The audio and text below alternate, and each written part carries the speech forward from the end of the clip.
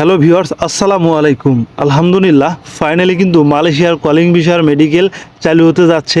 জি viewers, 170টি medical সেন্টারে কিন্তু নাম তালিকা প্রকাশ হয়েছে।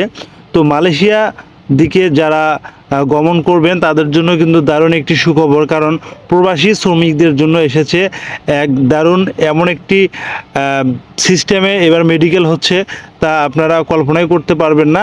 আপনারা কিন্তু নিজেদের জেলা থেকে করতে পারবেন। তো কোন কোন জেলা থেকে কে কে কীভাবে করবেন সব কিছু আমি এখন আপনাদেরকে জানাবো।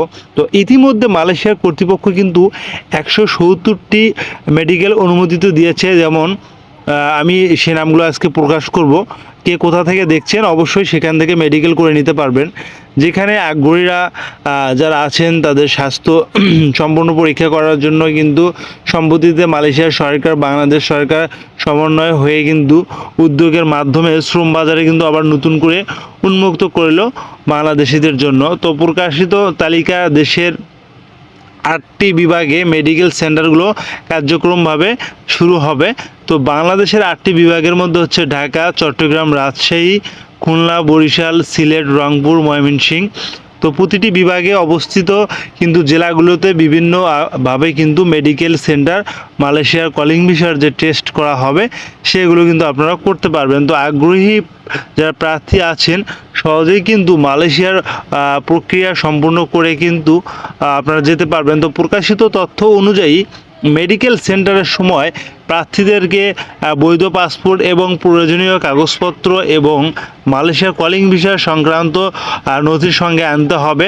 তো পরীক্ষায় আপনাদের যা যা হবে রক্ত এবং এক্স রে, প্রস্রাব সহ অন্যান্য স্বাস্থ্য পরীক্ষার ধাপে ধাপে সম্পূর্ণ হবে, যা মালয়েশিয়া সরকার নির্দেশনা অনুযায়ী পরিচালিত হবে।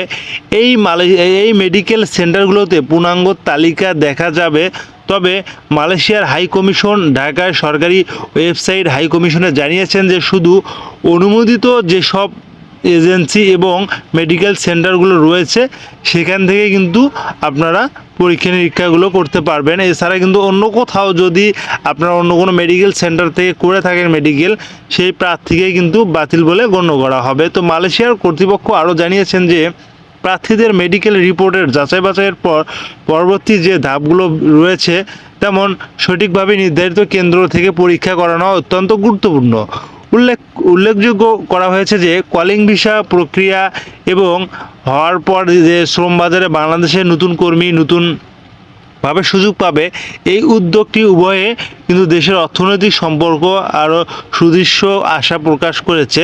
তো মালয়েশিয়ার কলিং ভিসার জন্য দেশে 170টি মেডিকেল সেন্টার কিন্তু তালিকা প্রকাশ করেছে। তো মালয়েশিয়ার গভর্নমেন্ট কিন্তু প্রবাসী শ্রমিকদের জন্য সুখবর এনেছে। তো বহু প্রতীক্ষার পর কিন্তু মালয়েশিয়ার কলিং ভিসার কিন্তু যেহেতু খুলেছে, তো ইতিমধ্যে মালয়েশিয়ার কর্তৃপক্ষ 170টি অনুমোদিত মেডিকেল সেন্টার প্রকাশ করেছেন তালিকা।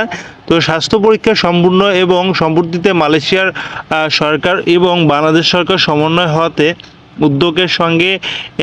উদ্যোগের মাধ্যমে যে শ্রম বাজারে আবারও নতুন করে উন্মুক্ত করেছে তার প্রকাশিত অনুযায়ী দেশের 8টি বিভাগে কিন্তু এই মেডিকেলগুলো কিন্তু কার্যক্রম হবে। তো আমি কিন্তু আপনাদেরকে 8টি বিভাগের নাম অলরেডি এর আগে বলে দিয়েছি।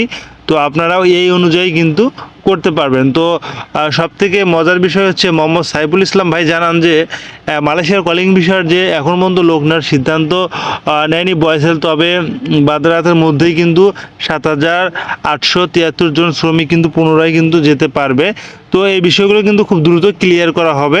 তো আপনারা অবশ্যই বয়সেলের যে ওয়েবসাইট আছে সেখানে কিন্তু লক্ষ্য করে দেখতে পারেন।